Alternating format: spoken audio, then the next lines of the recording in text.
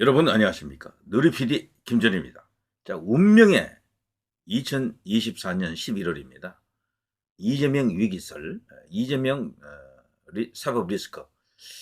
자, 그와 함께요. 여권에도 지금 한동훈 위기설, 한동훈 퇴출설 혹은 사임설이 지금 나돌고 있죠. 본인은 아니라고 이제 말하겠습니다만 그 지지자들은 어림도 없어, 택도 없어 이렇게 말하겠지만 전체적으로 어, 여야 간의 차기 주자 레이스에서 1위를 달리고 있는 인물들이죠. 어, 이재명이가 압도적인 상황이긴 하지만 어쨌거나 야당은 이재명, 여당은 한동훈 중심으로 지금 차기 레이스가 진행 중에 있습니다. 근데 이 두 사람이 공교롭게도 같이 일대 위기를 맞았다라고 볼 수 있겠죠. 자, 지금 나와 있는 뉴스를 조금 보면요. 누가 더 위기냐를 놓고 따지기가 어려울 정도로 두 사람 다 지금 늪에 빠진 상황이다. 저는 그렇게 봅니다. 이재명 부채 폭풍, 부채 폭풍, 금융 약자 벼랑 끝 내몰고 있다. 비극 연쇄거리 끊어내자. 자, 저 지지율 관리를 위해서 저러는 것이다. 자기 방탄을 위해서요. 광장에서 외치는 것도 중요하겠지만 저런 식으로 뭐 대중들의 관심을 끌만한 이슈를 포퓰리즘, 적당한 포퓰리즘을 섞어서 말하는 것. 이재명의 전형적인, 전통적인 수법이죠, 저거.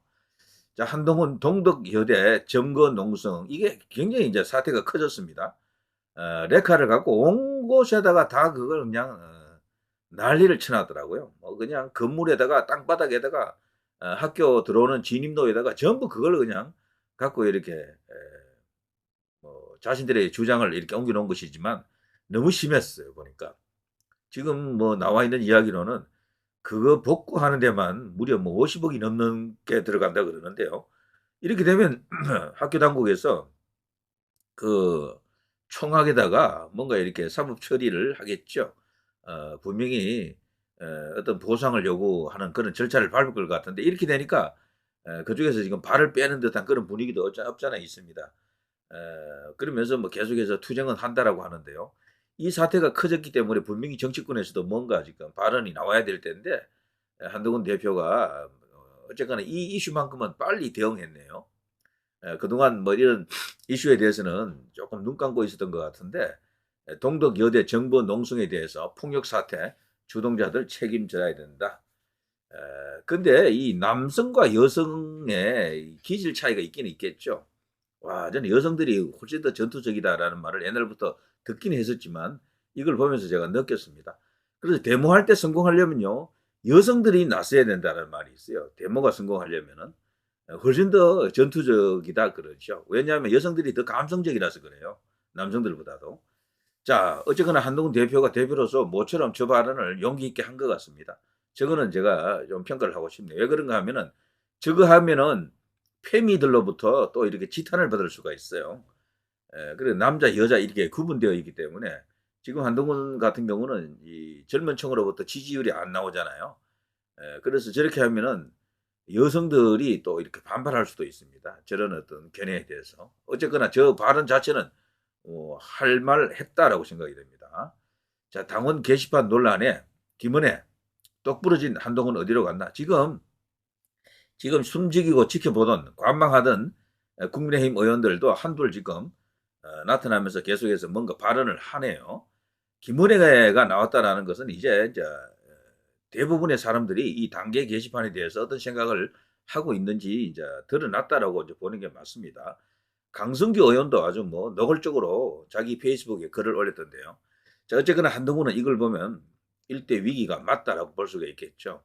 당 대표가 자칫하면요 윤리위에 회부될 수도 있어요. 이런 식이면은.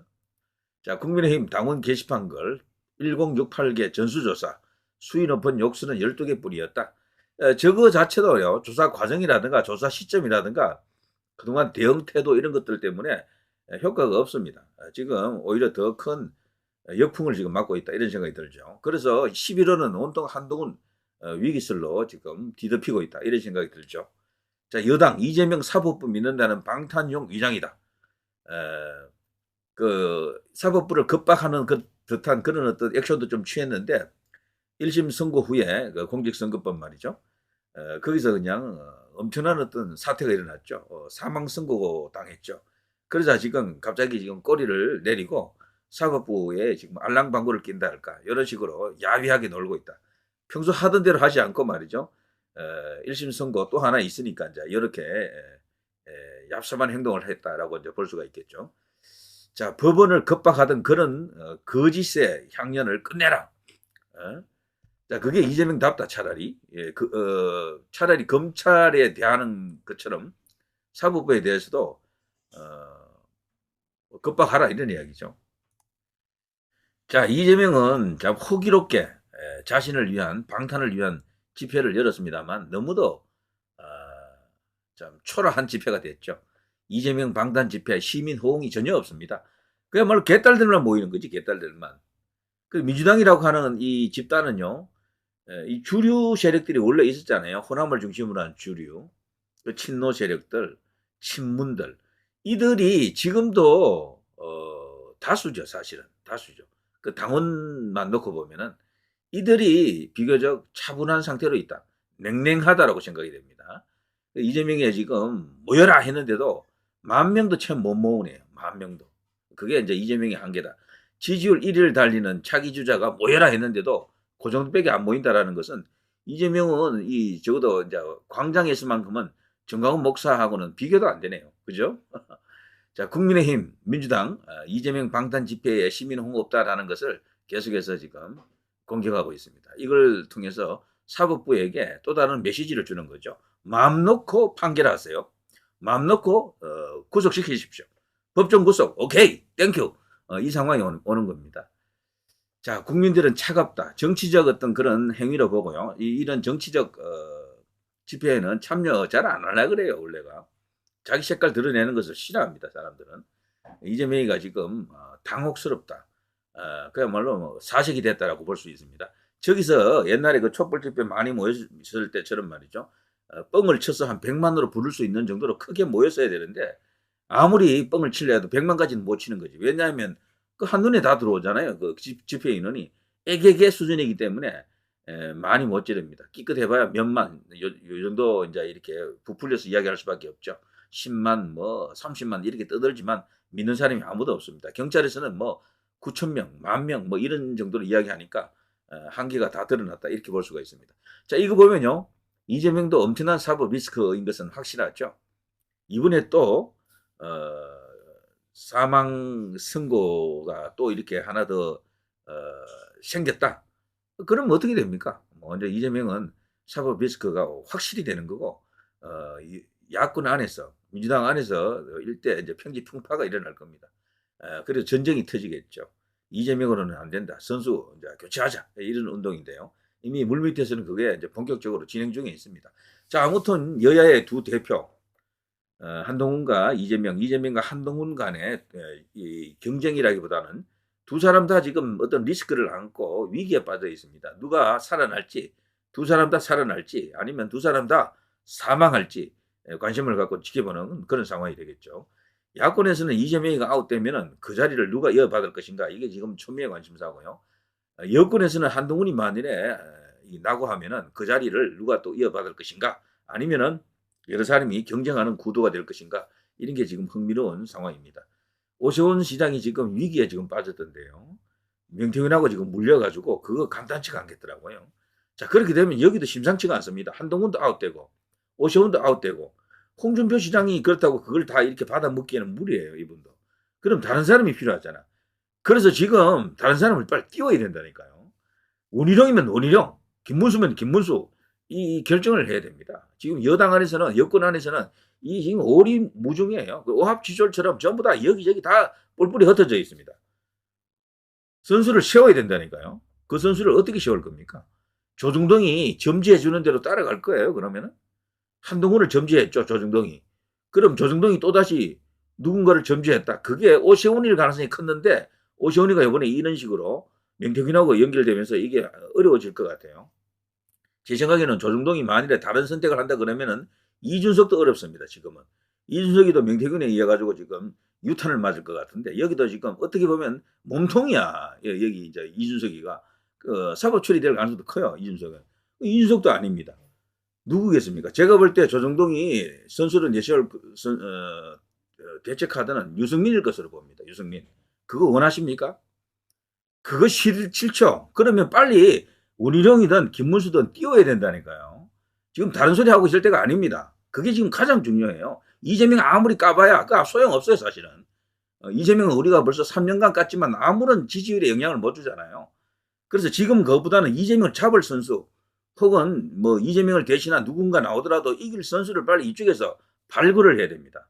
윤석열 대통령이 다시 뭐 출마하는 것도 아니고 그렇다면 차기 주자를 지금 무대 위로 올려야 되는 거죠. 김문수가 지금 여론조사에도 나타나지 않고 있고 그런 가운데 지금 갤럽 여론조사 나왔잖아요. 여기에 김문수가 나왔더라고. 1%. 이 1%가 왜 나왔는가 하면요. 이 한국갤럽은 여론조사 방식이 주관식입니다. 이름 안 불러줘요, 사람들. 귀하가 차기 정치 지도자, 나라를 이끌어갈 정치 지도자, 대통령감으로 누가 좋다고 생각하십니까? 주관식으로 또 물어버린다고. 거기서 1% 이상 되는 사람만 여기 표시를 해줍니다. 딱 8명 나왔네. 김문수가 처음 나왔을 때는 4.8%인가 그렇게 나왔잖아요. 엄청나게 많이 나왔어. 그때는 국회에서 김문수의 그 이제 국적 발언, 박근혜 대통령 그분이 뭐 뇌물죄면 나도 뇌물죄 이런 발언이 막 나왔을 때예요. 그리고 김문수 이야기가 뉴스에 팍 많이 이렇게 거론이 됐습니다. 그 당시에. 그 후에 있었던 여론조사에서는 단숨에 5% 가까이 나왔거든. 근데 그 후로 나왔던 여론조사 2.2% 나왔다가 지금 또 1% 나왔잖아요. 이게 왜 이런가 하면은 김문수가 거론이 안 돼서 그래요. 더 이상 야권에서도 김문수에 대해서 가타부타 말도 안 해. 국정감사하는데 부르지도 않아, 장관을. 그런 전례가 없었습니다. 차관 불러가지고 국정감사했다니까. 그리고 저들이 김문수를 피하는 거죠. 이거는 달리 말하면 김문수의 경쟁력, 김문수의 잠재력을 보여주는 것이다. 가능성을 보여주는 것인데 어쨌거나 저들은 김문수를 피하려고 합니다. 왜냐? 청렴한 데다가 능력도 있고 그리고 이 스토리텔링이라 그러죠. 서사가 가장 화려합니다. 가장 극적인 서사를 다 갖고 있어요. 지금 이거 여야 통틀어서 김문수 같은 서사를 갖고 있는 사람이 없습니다. 다만 나이가 조금 있다라는 건데 그 나이가 그렇다고 뭐 80 넘은 사람도 아니잖아요. 그래서 이 견져보면은 이재명을 잡는 킬러, 이재명 대항마로서도 김문수가 괜찮고 한동훈을 이렇게 저격하는 데 있어서도 김문수가 갖고 있는 장점이 굉장히 많습니다. 거기다가 수도권에서 정치했죠. 출신지는 TK죠. 너무도 많은 좋은 환경을 갖고 있습니다. 거기다가 박근혜 대통령을 지지 안 하겠습니까? 김문수를? 그렇게까지 했는데 그리고 원래 김문수는 또 MB하고도 관계가 좋아요. MB하고도 관계가 좋고 그리고 박정희 대통령을 잇는 그런 어떤 맥을 또 갖고 있고 이승만 대통령을 또 잇는 맥을 갖고 있고 그리고 광화문 세력도 김문수를 좋아하고 여러 가지로 모든 장점을 다 갖고 있는데도 불구하고 지지율이 1%밖에 안 나온다. 처음에 4점 몇 프로, 2%, 1% 이렇게 나오면요. 다음엔 없어져요. 1% 이상 안 나오면 아예 발표도 안 해줍니다. 여기. 이게 왜 그런가 하면은 거론이 안 돼서 그래요. 거론이. 뉴스에 안 나타나면 사람들이 잊어버린다니까. 결국 여기 나와 있는 거는 이재명, 한동훈, 조국, 홍준표, 오세훈, 이준석, 김동연 여기까지인데요. 이걸 빨리 결정을 해야 돼요. 이거를. 어쨌거나 이재명이가 그 난리를 쳤는데도 불구하고 29% 여전히 압도적인 일강입니다. 한동훈이 2배가 넘네요. 한동훈이 14, 조국은 요 정도 5%, 홍준표 4, 오세훈 3. 자, 홍준표나 오세훈은 지금 위기를 맞았다 그랬죠. 오세훈도 사실 어렵습니다. 저렇게 되면은. 홍준표도 한계가 뚜렷한 사람이에요. 이분도. 그리고 자기의 전성기가 이미 지난 것 같고. 그러면 누굴 내세울 겁니까? 우파에서는, 보수에서는. 없다니까 지금 아무도. 그래서 누리피디가 요즘 와서 김문수 이야기를 자주 하는 것도 말이죠. 이 시기가 굉장히 중요해서 그래요. 물이 들어오는데 그 물 맞이할 준비도 아무도 안 하고 있어. 전부 이재명만 까면 뭐 그냥 사람들이 와 달려가서 보고 그러는데 그거 소용없습니다. 까봐야. 솔직히 말씀드리죠. 아무 소용없어요. 그래봐야. 그런데 어쨌거나 그 까는 맛으로 그냥 보는 사람들도 많겠죠. 자, 어쨌든 좋습니다. 그거보다도 더 중요한 것은 차기 정권 그리고 선거에서 이길 수 있는 선수를 윤석열 대통령을 연결할 수 있는 그 바통을 이어받을 수 있는 선수를 빨리 발굴해야 됩니다. 여기 보시면요, 뭐 세부적으로 이제 쭉 나와 있는데 이재명은 더 올랐어요. 더 올랐어. 그러니까 이게 지난번 1심 선거에 영향이 크게 없었던 거야. 이거 말고도요, 정당 지지율 조사 나온 것도 보니까 민주당이 더 올랐더라고 또. 이거 말고 또 다른 여론조사 있습니다. 차기 주자 그 공정에서 발표한 거. 거기도 이재명이가 2.6% 올라가지고 47%인가 나왔어. 지지율이. 그러니까 1심 선고 그렇게 내려졌는데도 불구하고 우리 국민들 그렇게 지금 반응하고 있습니다. 그거를 그냥 뭐 여론조사 조작이다라고 한마디 하고 그냥 넘어가면 되겠습니까? 조작임을 밝혀지지 않는 조작은 그건 조작이 아닙니다. 진짜 여론이 되는 거예요. 그래서 그 이야기는 큰 의미가 없습니다. 조작이다 이런 말은요, 밝혀지기 전까지는 의미가 없는 거야, 그거는.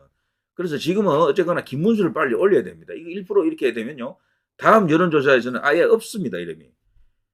4몇 프로에서 2%로 떨어졌다가 1%로 떨어졌거든. 이거 거론 안 되면 사라지는 거예요. 그러면은 김문수는 차기 주자가 아닙니다. 대선 주자가 안 되는 거예요.